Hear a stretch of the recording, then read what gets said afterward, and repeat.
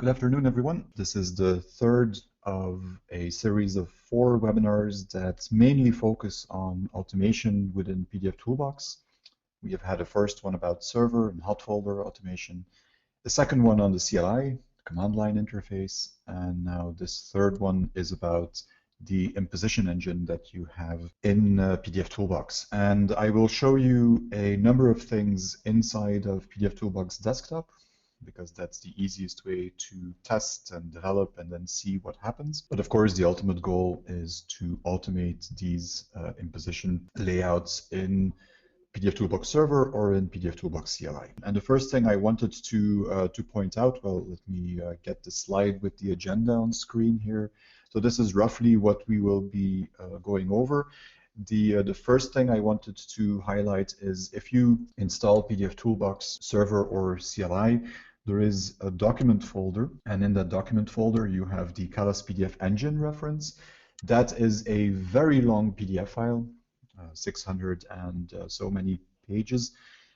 The last chapters in that PDF file are about the imposition engine and possibilities, and they describe in quite a lot of detail, much more detail than what I can share in about an hour of webinar, what you can do with imposition and how it works and how you can make your own layouts. So you can always go back and reference that section of the documentation. The first thing that is important, and I will be switching between the presentation and the demo here, just because I like demos better than simply going through presentation. The first thing that is important is to realize that there are a number of specialized functions inside of pdfToolbox, and then there is the full power of the imposition engine that you can use as well. And if I switch to pdfToolbox, you bring up the switchboard, so Tools, Switchboard.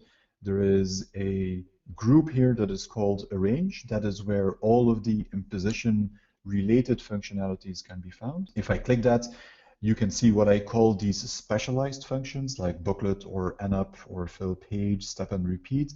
And then there is an action that is called impose. We'll be seeing a lot more of that in a second. And that impose action is the one where you have the full capabilities of the imposition engine. Now, let me take one example of one of these specialized functions. So I can take a business card and go to step and repeat, for example. That allows me to set up a limited number of properties. And once I've done that, I simply do execute, and that generates a new PDF file that contains now exactly what I've asked for, 8 business cards on one A4 sheet in this particular example. Before we get to the actual imposition layouts, I do want to show you one thing already. There is something here that is called Manage Sheet Sizes. If I click that, that brings up a text document, and I'm not going to look at it in TextEdit, but I'm actually going to open it in a better text editor. And the reason I want to open this is because this is quite an important document. This document contains all of the predefined paper sizes that you have available in pdfToolbox. So if you look at these imposition actions, there is in many of them, there is something that is called sheet size. Those sheet sizes that you see here are typically defined in that page size.txt file. And you can add your own. The reason, again, that I opened this document is to show you what the format looks like and to show you mainly that this is a tab delimited format, and that if you edit the file, you have to edit it in the correct way. If you make a mistake here, and that can be as simple as not having a tab where pdfToolbox expects a tab, if you make a mistake, then some of these imposition actions in the switchboard will present you with an error message, and they will no longer function. So if you want to play it safe, make a copy of the original page sizes.txt file, and then go in and edit them. The format is quite easy. Just add stuff under user defined, and at the top here you have a list of what the different columns should be. I can say user, I can give this a name the way I want it to appear in the user interface.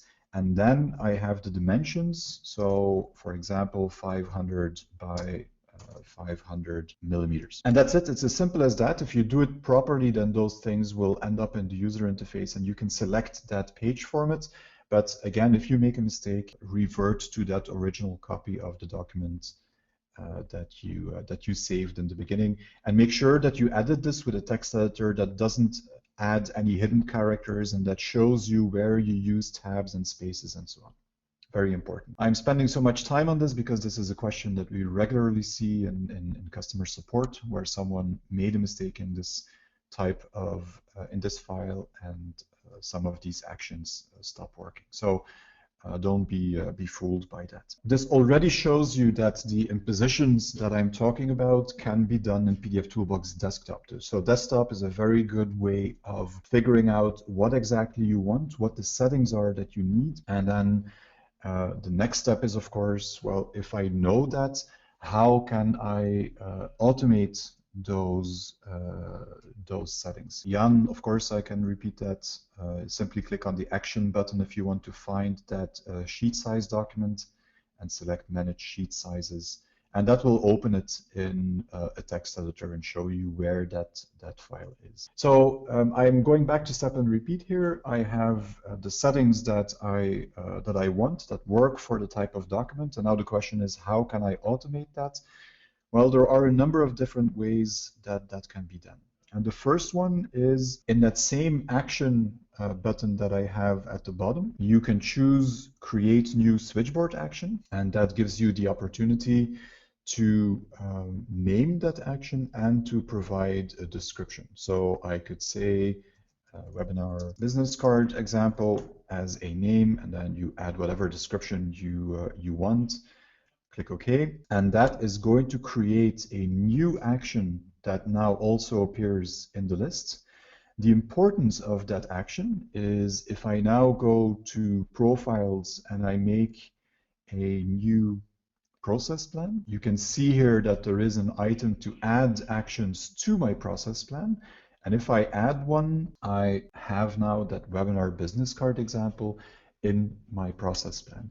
So through creating an action and inserting that action into a process plan, you can already automate that action in pdfToolbox Server or in the CLI. The other thing I can do is if we go to server, see if I can quickly start a server. If it's not quick enough, I'll simply use the CLI to show you that.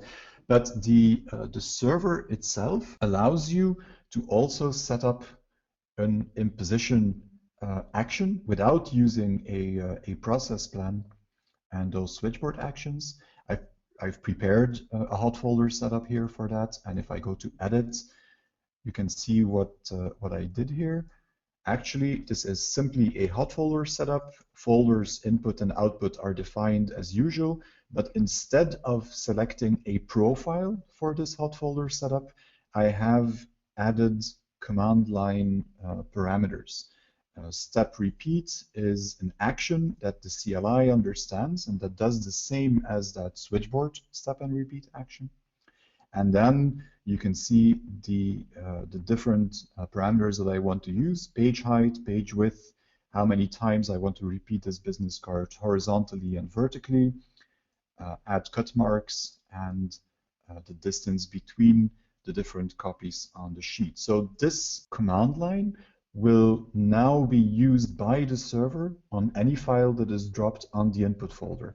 And the result here will be exactly the same as the result you saw in the switchboard. If you want to know what the different actions are that are available and what the parameters are, of course, you can again refer to the documentation. But remember, and that is in the webinar of last week, remember that the command line allows you to type the help command, and that something like help step repeat will give you the full list of parameters for this step and repeat action. We go back to the presentation for a second. As we saw, you have this arrange section where you have all of these pdfToolbox imposition actions. You can run them in the server by creating an action, switchboard action, and inserting that switchboard action into a process plan, or you can simply add command line parameters for these impositions in the additional command line parameters section that you have here when you define a hot folder. And of course, once you work with the CLI, you have all of these specialized actions available with all of the options and usually much more than what you have in the switchboard as well. That's the easy part. That's telling you where you can use this imposition, how you can do that, and what these specialized functions do. It's the easy part because typically they only have a limited amount of parameters, and you can use them by simply adding numbers in the right boxes. Of course, these specialized functions are limited, and sometimes, often actually with pdfToolbox imposition, you want to use the imposition engine for more spectacular cases if you want, and then you have to write your own imposition layout. You can see that in impose. So once again, if I open the switchboard, I have a range, and then I have the impose button. That impose button allows me to choose a page size, the number of pages per sheet, but those two things are literally only filters for the lists that you see down here. Down here, you have a list of run lists and sheet configurations. And these pull-down menus that you have here show which of these configuration files that you have available in pdfToolbox. That sounds very complicated. I'll make it much easier. If I want to see what imposition files I have available, I again click this action button. You remember the manage sheet sizes command that you had here? Well, there is also a manage imposition configs menu item. And if I click that, it opens up a folder, and that folder contains all of the imposition layouts that I have available on this machine.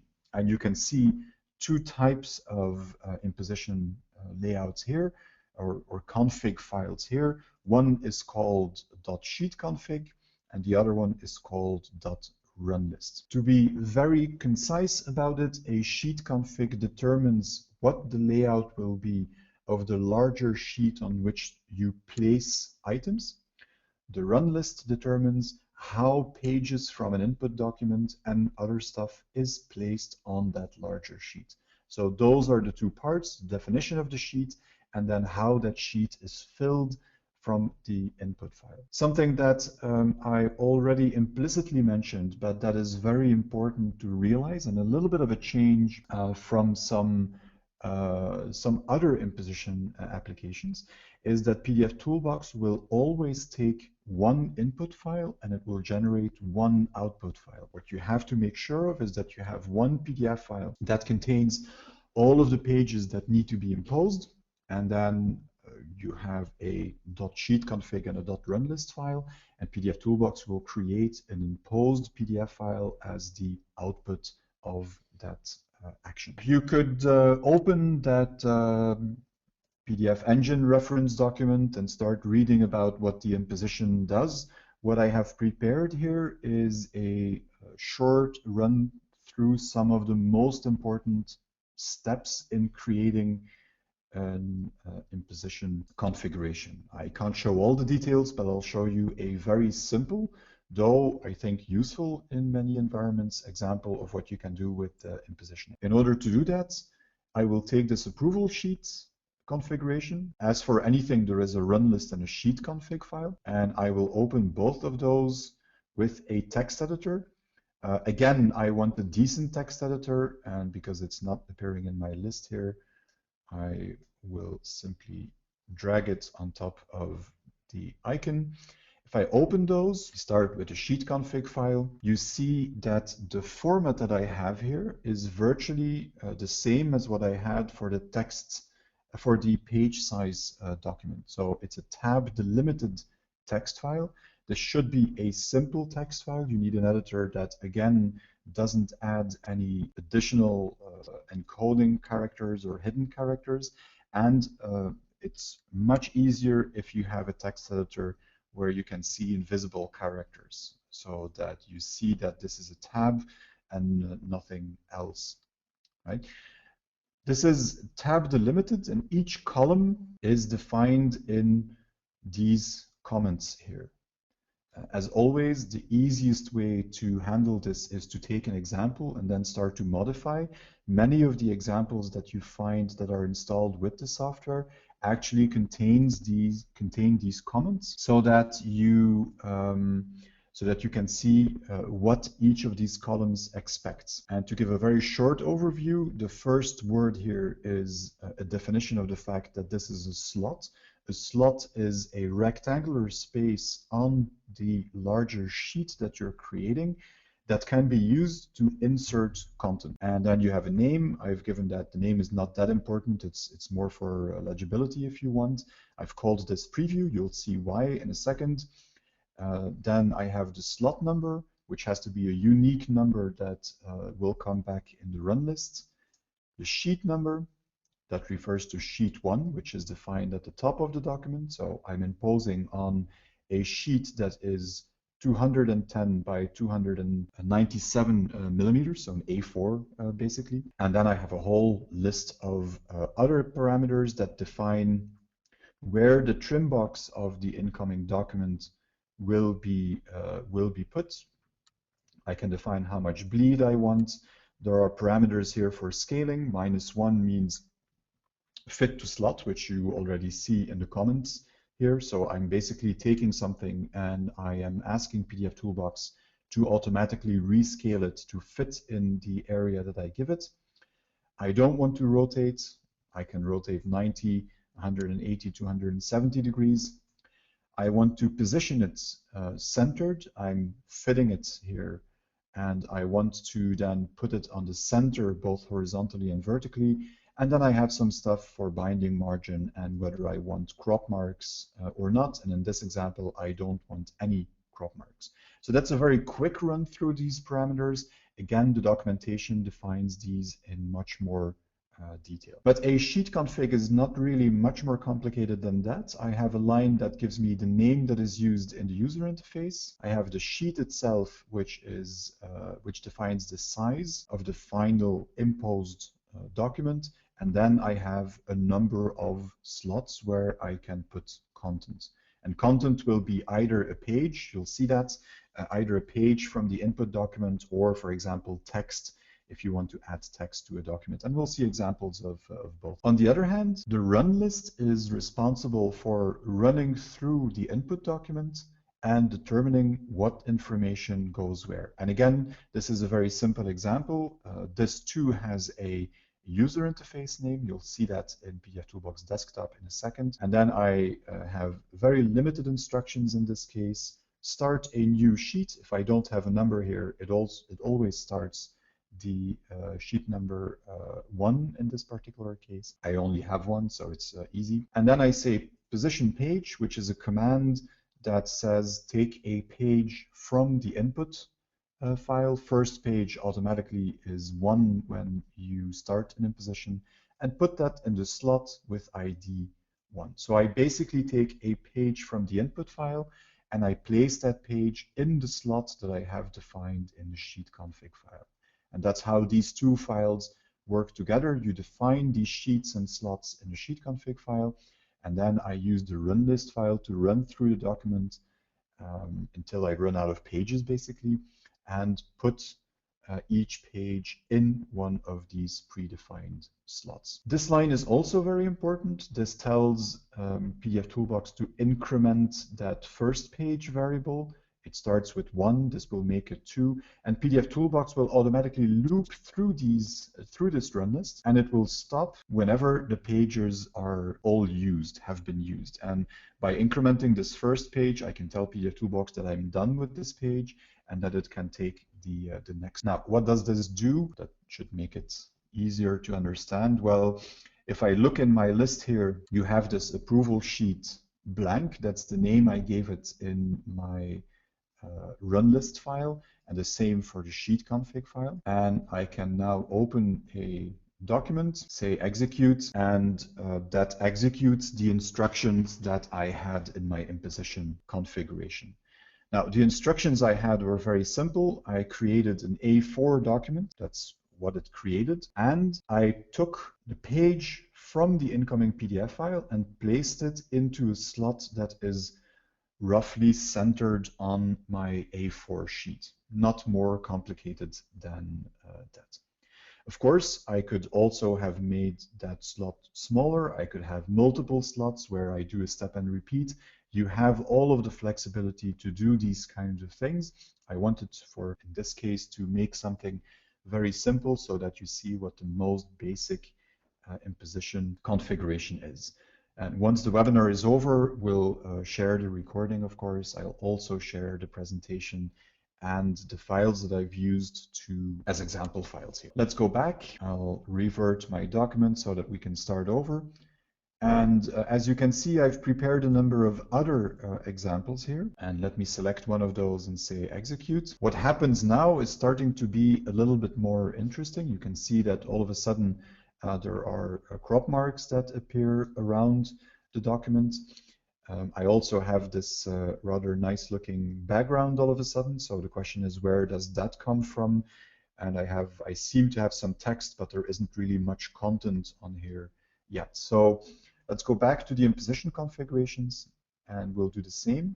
We'll look at what I've used now, which is approval sheet 1. You can already see that I have 3 files now instead of 2. And that's very important. It's also a very neat trick, and you can spend quite a bit of time on figuring out how this works if you read the documentation. It's all there, but it's described very, very concisely. So let me tell you how this works. I'll open up again, and I should remember that I need to drag these things. You open this up in TextMate. I'll close the old ones. I have the sheet config and I need the run list file. And let's start with the sheet config. You can see first of all, well, this is the name. So we just put an updated name. And in the old sheet config, the first one that I showed you, I had a sheet definition. And the sheet definition basically said this is an A4 document. In this sheet configuration, I don't have a sheet definition. And the reason for that is if I don't have a sheet definition here, but I create a PDF file with the exact same name as the sheet config file, then pdfToolbox will use this PDF as the sheet on which it imposes my input document. So if I open that PDF, you can see that this is exactly the background that I get after the imposition has run. So by simply doing that, by simply making a PDF and giving it the same name, notice that you have .sheetconfig.pdf. You really need to have the same name as the sheet config file and then follow that with .pdf. By doing that, my imposition already becomes more powerful because all of a sudden I get this nice layout in the background because I start from a template, basically. If you want to have different pages, different sheets, you can use a PDF file with multiple pages. The first page will then be considered sheet 1 in the imposition, the second page sheet 2, and so on. So you can either use one background page, which I've done here, by having a one-page PDF, or you can work with multiple different sheets by having a PDF with multiple pages. So that was the first difference and perhaps the most important difference between the first example I had and this example is that I don't have any sheet definition here, but instead I have that PDF file. I've added that as a comment because it's important. If I would also have the sheet configuration in here, pdfToolbox would not use that PDF. It is really because there is no sheet definition here that it looks for that PDF and uses that. After that,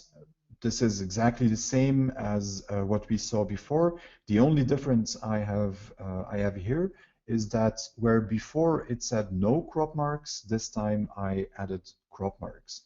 And it's quite easy to see what I have here, what these letters mean. This is left bottom, right top, left top. And so where it says what is the crop mark that should be added to the left bottom of this slot, I have defined, well, something that looks like a left bottom crop mark. But you can play with that. So if you want to do something special, know that you can define, that you have the freedom to define what crop marks you have at each corner of that slot that you position on the page. And you could potentially add a number of crop marks in one corner, but no crop marks in another corner. You have full freedom on what you place where. So that's the sheet config. If we then look at the run list, you can see that it didn't change much. I have only added one additional section here, and that says define imposition parameters. This imposition layout that happens is controlled by a relatively long list of parameters that are defined by pdfToolbox. First page is one of those. When an imposition starts, first page automatically is set to the number 1. Crop mark length is another of those variables. Crop mark length is automatically set to a particular value when the imposition starts. So if you don't have this line here, you'll get the default length of crop marks in your imposition that is done.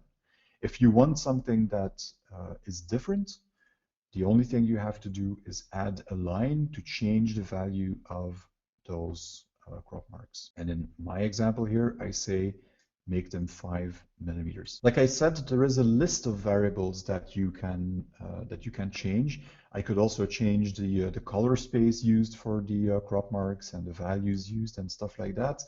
All of those variables and what you can use, you can find that in that PDF Engine reference document, the last chapters of that document. So not a big change, but it was in this case a necessary change because I thought that the crop marks were too long for the kind of imposition I was doing in this case.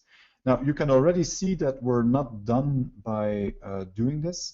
There is an indication of the customer here and of the date that this approval sheet was generated, and those are blank. There is nothing here. Of course, I want to add additional information on. So I'm going to revert my document again. We'll go back to the impose action, go to example number 2. And again, let's see what happens if we run this. This looks very much the same. I still have my crop marks and the background, but now I have a customer name that has been added here, and I have a date that has been added.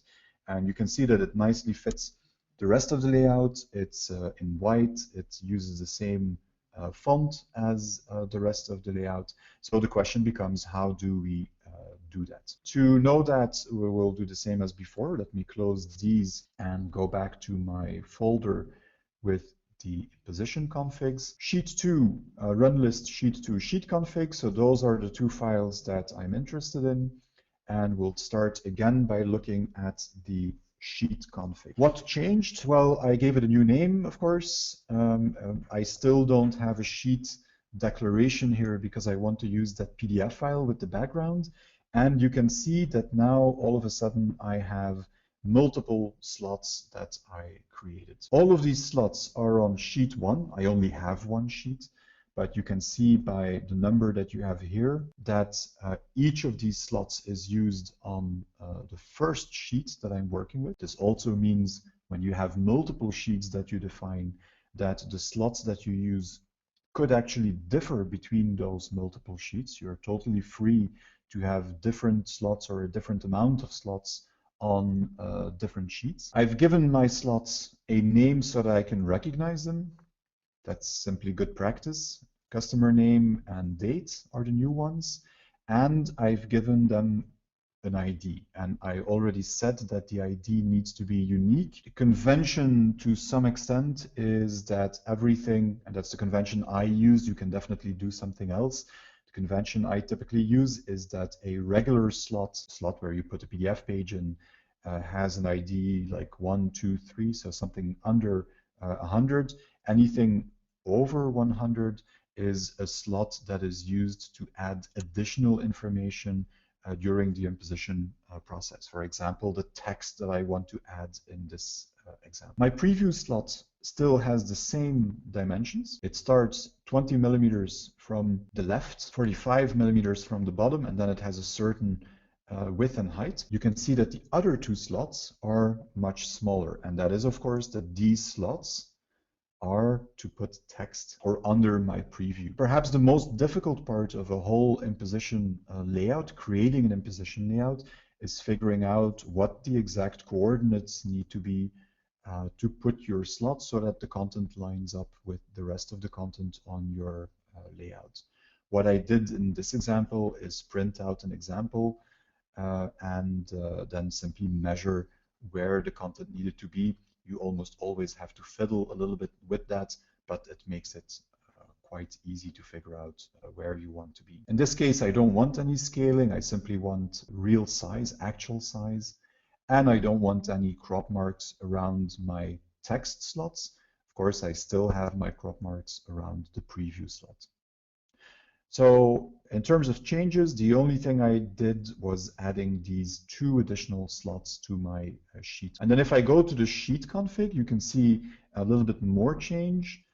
We still define our crop mark length. That's what we already did last time. And now you have this additional section about adding text to the document.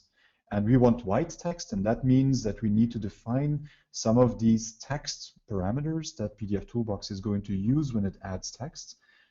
The size of the font that will be used, color space in this case is CMYK, color values, I add this as white CMYK, and the font that I am going to use.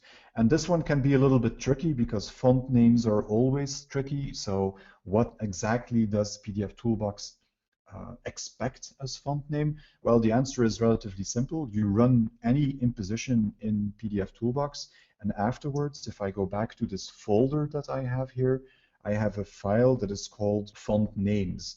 And if I open that font names file, that's again a simple text file that is just a list of all of the fonts on your system and the exact way that pdfToolbox expects the name to be for imposition purposes. So if I want to use this Adobe Arabic font, well, here is what the regular flavor of that font is called, and this is the bold italic. So this will tell you exactly what the name is that you can use.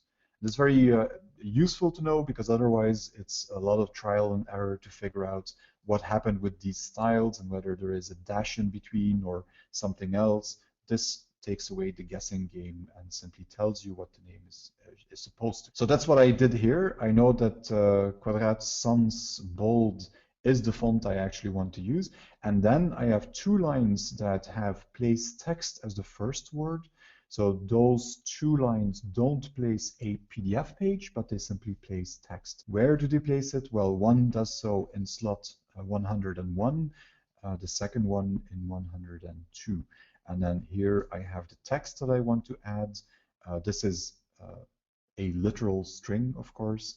And then the second one is a function that says, give me the date,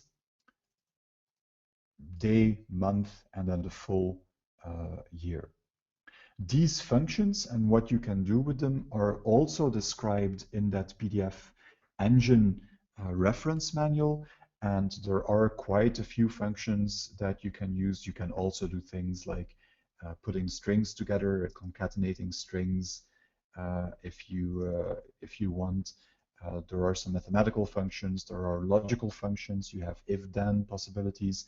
So you can really build logic in here. And I would encourage you, I haven't done that here in this example because it would take too much time, but I would encourage you to look at some of these other run lists in this folder and look at the different possibilities you have to do calculations and do conditional processing and so on. That's basically the change, setting up some text parameters and then using those to add text. And of course, I could now add a second or an additional part where I change the text parameters again and then add more text.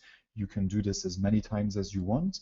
And if you look in the documentation, you'll see that you can add text in CMYK, but you also, for example, can add text in spot color, and there's really a pretty flexible number of possibilities that you have here to add stuff on top of that layout. So that's what we did here, and again, what we get as a result was that same sheet, but now it adds these words on top of the background with additional information. This is useful. However, I can imagine many different scenarios where adding static text to an imposition layout is perhaps not exactly what you want to do. It would be nicer if there were a way to make an imposition layout, and then, for example, for the name of the customer, figure out how you can pass that in a dynamic way into that imposition layout. And of course, you know, or you should know, that pdfToolbox supports variables.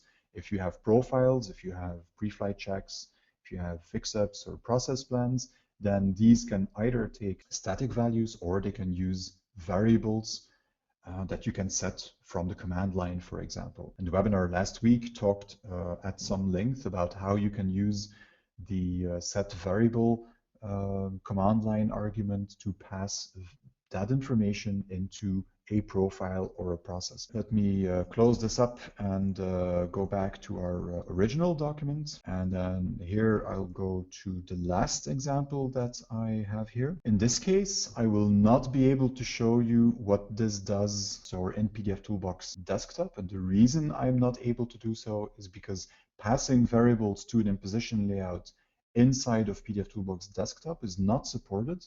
However, it is supported if you do automation. What does that mean? Well, that means if I go look at these config files, and again, I'm going to open both of them, but if I remember correctly, the sheet config has not been changed in this iteration. It still contains these 3 slots where I put information.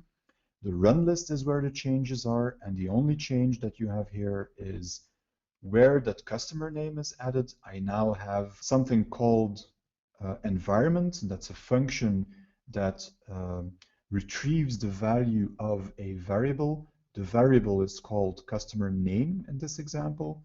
It's a string, and this is a default. Let me see what happens if we execute this in pdfToolbox desktop. What I get is the default value for that variable. Of course, that's not what we want, but as I said, there is no way at the moment in pdfToolbox desktop to set the value of that variable. I'm going to do something else because that is not supported. We're doing something else here. What I'll do is say I want to run pdfToolbox, the CLI. I want to do an imposition, and that is using the impose action. And if you look at impose, then it will tell you that it expects a run list file, then a sheet config file, and then an input file, one or more. So I will run this impose action like that. I need my run list file. That was the number 3 that we want. Then I need the sheet config file. And then I want my PDF file. And if I run that, it generates an output document.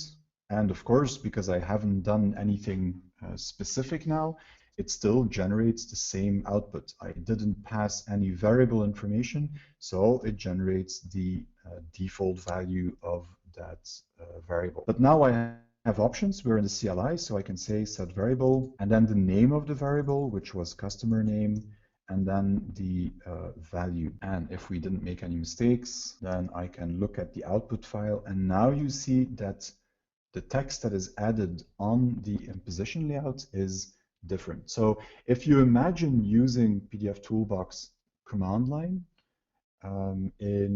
with an imposition layout that contains these variables, then you can really do an imposition where a lot of what happens inside of the imposition layout is simply variable. In this case, I simply take the text that was supplied here and I add that to my imposition layout. But of course, you can also use that information that is passed to do much more complicated things. I have an example project where someone wanted to do imposition for lottery tickets, and where an amount of tickets that needs to be generated is passed. And based on that amount, calculations are done to determine how many sheets will be needed, and then the unique ID for each ticket is added to the ticket on those sheets as well. So it's not limited to simply taking the information and adding it on top of an imposition layout. You can definitely also use it to then start doing calculations or conditional processing based on these set variable settings that or parameters that I pass to command line. If we go back to the server for a second, remember that I did my imposition here based on command line parameters as well. So I could just as well here specify impose and do the exact same thing and set variables on a hot folder. So even if you don't want to do command line processing or integration with scripts, you can still set up multiple hot folders in pdfToolbox server. Each hot folder could use the same imposition layouts, so the same run list and sheet config, but with variables, you could still modify what happens during that imposition. So that is definitely an option as well. There is one technical detail that I'll briefly mention. You can actually do an imposition and run a profile at the same time. So on the command line, I could say, I want to impose this document, but first I want to convert it to PDFX. That works. There is, however, a technical limitation when it comes to variables in that kind of scenario, where if you have variables in the profile that you use and in the imposition layout that you use, then it will not work. So if you want to have a variable imposition, you'll have to separate that process, and you would need to have a command line call that uses your profile to do whatever conversion you want, and then a second command line call where you pass variables into the imposition layout. Let me go back to the presentation for a second and see if we overlooked something here. So that is the section on variables, and then right, there is one last thing that I have to mention. I will not give a demo of this because it is actually quite some work to set it up and make it happen, but it is definitely possible, and we've done it before. The fact that these imposition files that you have, go back to the folder, the fact that these imposition files are text files is sometimes very annoying, because you have to create these files. There is the syntax you have to learn, and it's a format that listens very carefully. You can't miss what you have to be very careful how you write these files, and you have to be very careful to follow the structure that they need to have, or pdfToolbox will generate an error message. And actually, if you do something wrong, it will generate a file that contains that error that happens on here. If you run this imposition layout in pdfToolbox desktop, it will also show you the error message on the switchboard window itself. So it does warn you that something is wrong. Still, it can be annoying to create an imposition layout because of this language that you have to follow. However, there are also scenarios where the fact that these are simple text files, where that fact is very, very advantageous. And a good example is a combination with, for example, switch, where I could say, instead of doing an imposition with a fixed sheet config and run list file, I'm actually going to do some analysis of the document, and then based on that analysis, I'm going to have a Java script or an Apple script in Switch that on the fly writes out the right run list and sheet config file. So you generate those files on the fly, and then you use the imposition engine to handle those files and do the actual imposition. That is certainly a possibility, and we have done that in the past in projects. Of course, it is work. You have to make a JavaScript that writes out these correct files, and you have to make sure the syntax is correct in all cases. But because of the fact that they are text files, it's actually quite easy to write these things from JavaScript, and that gives you a lot of flexibility as to how you can do imposition. Okay, so keep that in mind, that is an option. If you have a project where this would be an opportunity or a possibility or something that you need, come back and send us an email, support@4ps.com or support@calasoftware.com, and we'll be more than happy to help you with that. There is one thing I think that I skipped over and that I should not have skipped over, and that is the imposition debugger. And again, I don't want to go into all of the details, but I still want to show you this. Let me go back real quickly to pdfToolbox desktop. I'm going to stop that server thing that is running here and close that. And I want to go back to my impose here, my original input file.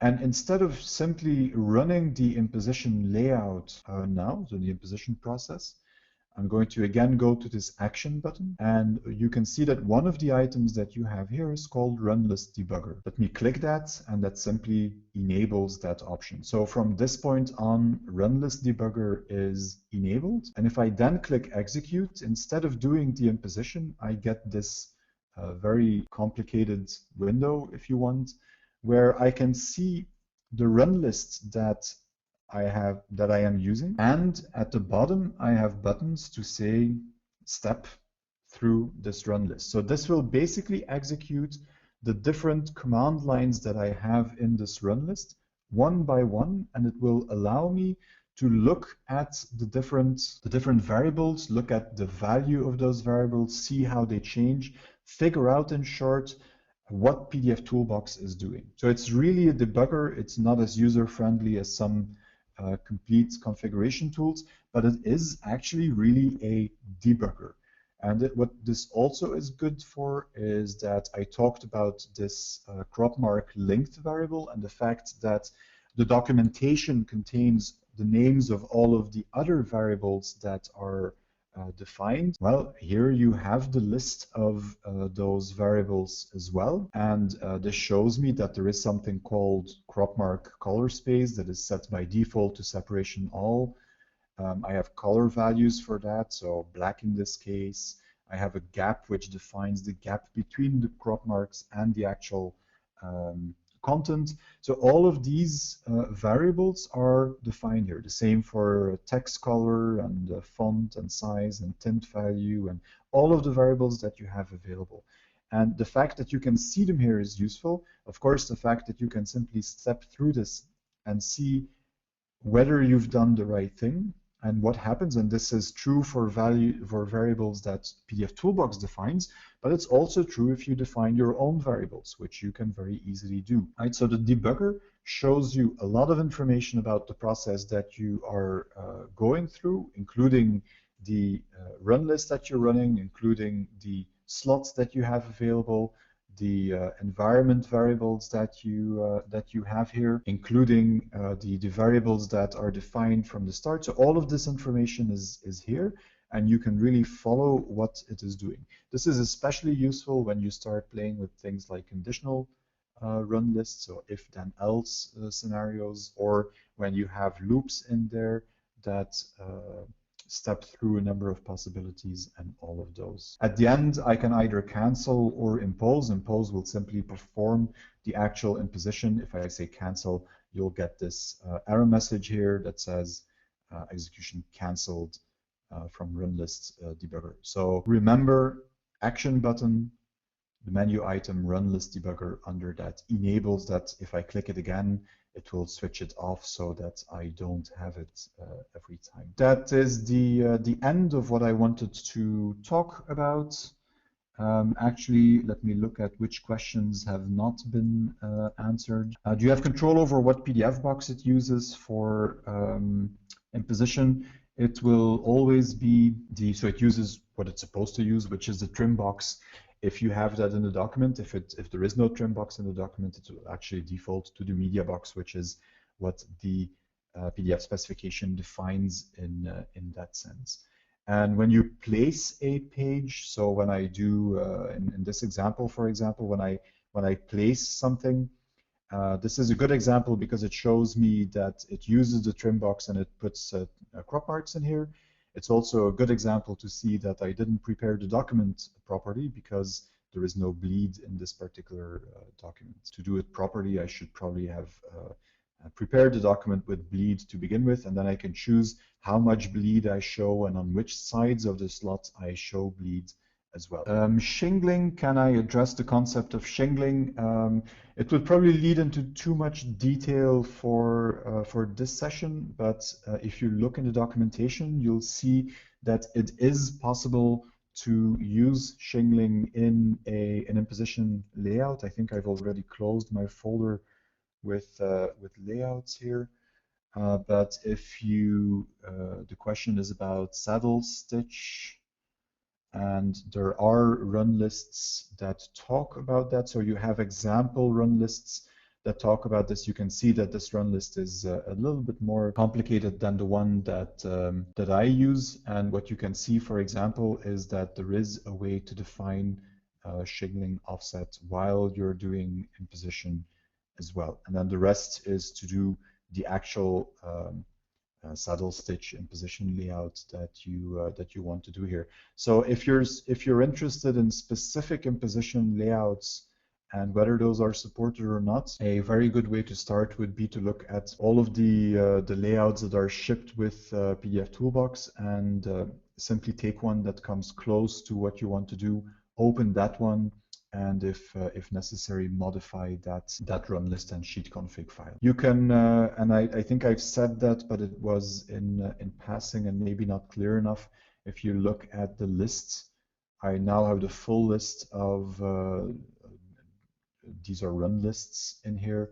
I can filter those by saying if I know that I want 8 pages per sheet, then I can switch this to 8 pages per sheet, and that will show me only the ones that are relevant for that number of pages per sheet.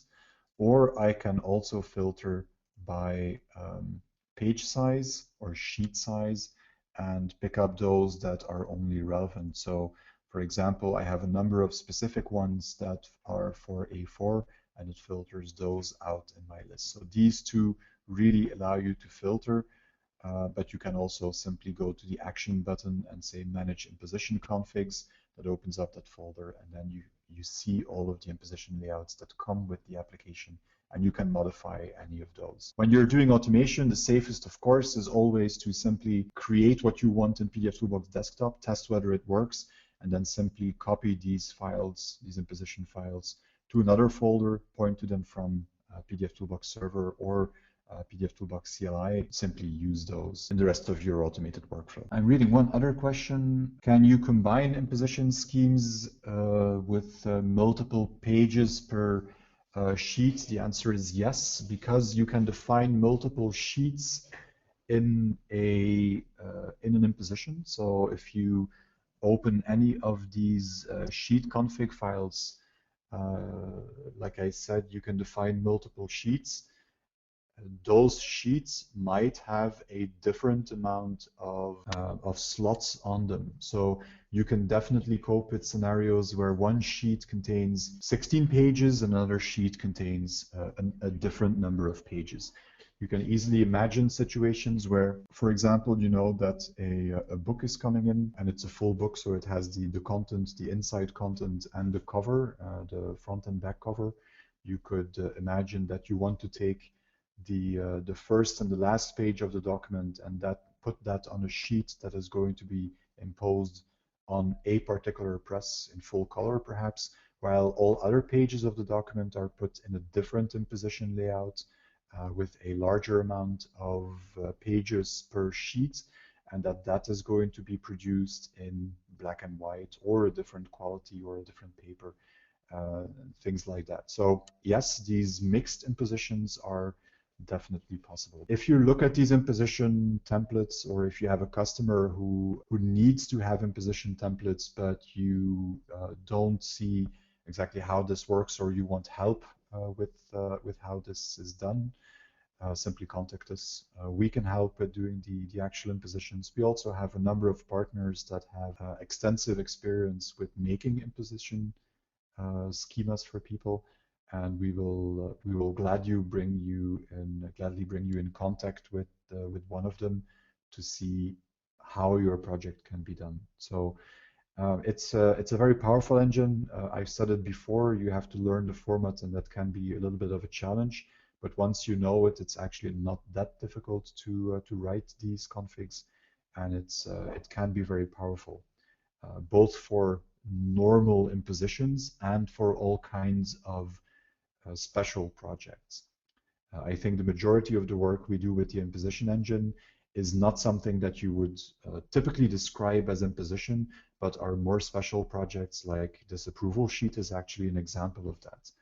If you want a sign-off sheet for a customer to say this is good, then this is not something I would call imposition, but the imposition engine is ideally suited to allow these types of scenarios. Okay, that's it for me. The only thing I want to add to that is that next week is the last of the 4 webinars about automation.